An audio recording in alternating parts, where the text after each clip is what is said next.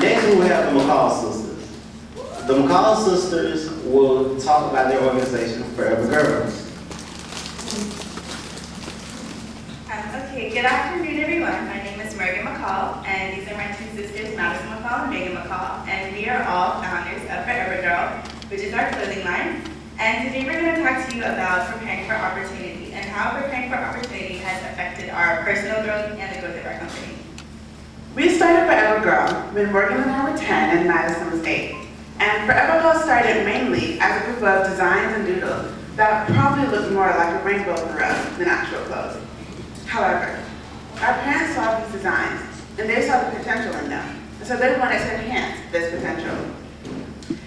As we grew older, we would go to the store with our mom and we would say, "Hey Mom, I like this, and that." And in turn, she would tell us, "You can't wear this, or that." And we also recognized that we dressed rather differently than our peers. Our mom imparted into us the message that girls could look beautiful without wearing clothes that are short, tight, and revealing. And so we based Forever Girl on this knowledge. Girls could dress stylishly and appropriately at the same time. Next, Morgan is going to be talking to you a little bit about the importance of time management and balance.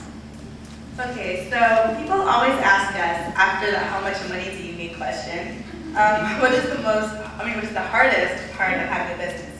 And the answer is always the same. The answer is always time management. When we were in middle school, it was a lot easier to have a business because in middle school the work wasn't as hard and it was a lot easier to manage both.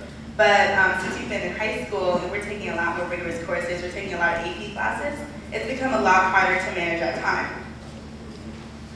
And so we try to spend as much time as we can working on our business, at least a few hours a week. So whether we're just planning for our future events like fashion shows, or we're just creating new designs, we're always on the go. We're always making sure to work with our business. And another thing that we found that was very helpful is keeping a schedule. We all have like daily schedules and weekly schedules, monthly schedules, and yearly schedules. And I know people think like that's a lot of work, and actually it kind of is. But it helps us to stay organized, and it helps us to maintain our time and to help with our time management.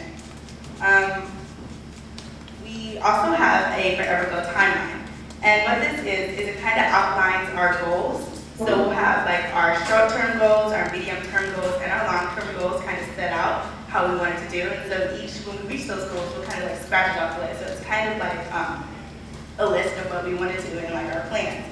And our mom has always told us that education is our top priority. So we would not actually be able to have our business if we didn't maintain a certain grade level and if we didn't maintain a certain maturity level. So we always kind of have to keep our grades up, or maybe we couldn't go to the movies with our friends every weekend, or we couldn't go to that party, but our sacrifices have been worth it because we've been able to do so much with our business. We've met a lot of great people, and we've had a lot of networking opportunities. So that has been one of the biggest things.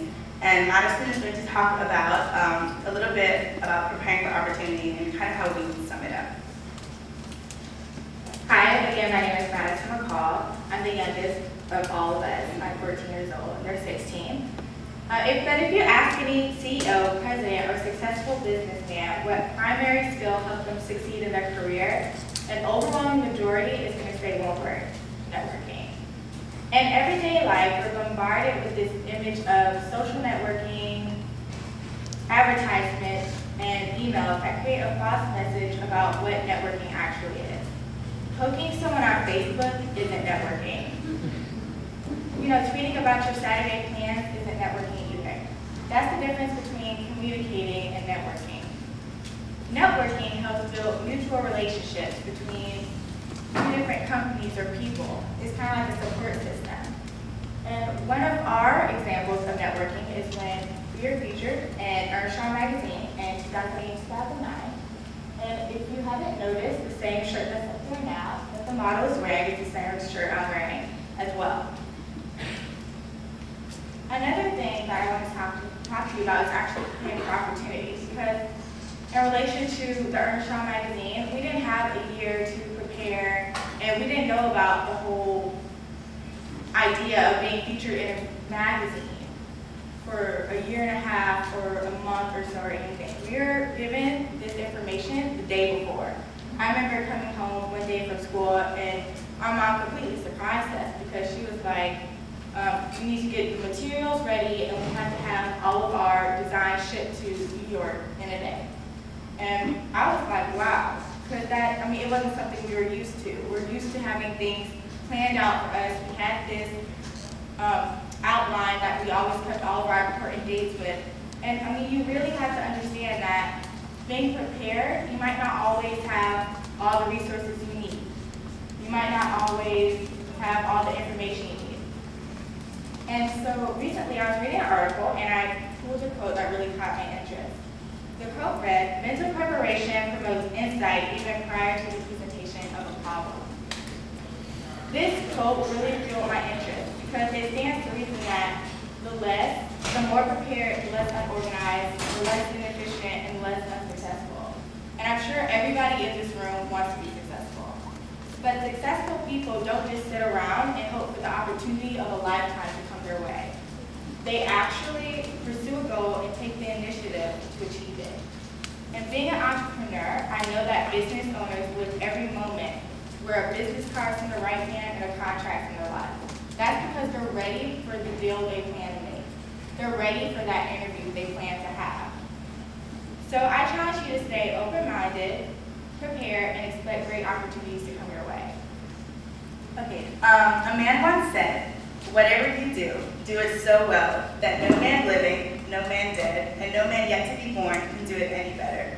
And I think this really speaks on, like everyone has a dream. But when you go out and do your dream, you need to go all out. Don't just go a little bit, just to see, don't be afraid of the risk. Don't be afraid of actually going out there and catching your dream. And so we would just like to end with our Forever Girl motto. And though it actually says girl in it, it can really be applied to anyone. So it states, "The Forever Girl is strong and independent. She is confident and aware of her strengths. She is comfortable in her own skin and enjoys making choices. She does not define herself by the world standard, but creates a world that she defines." Thank you.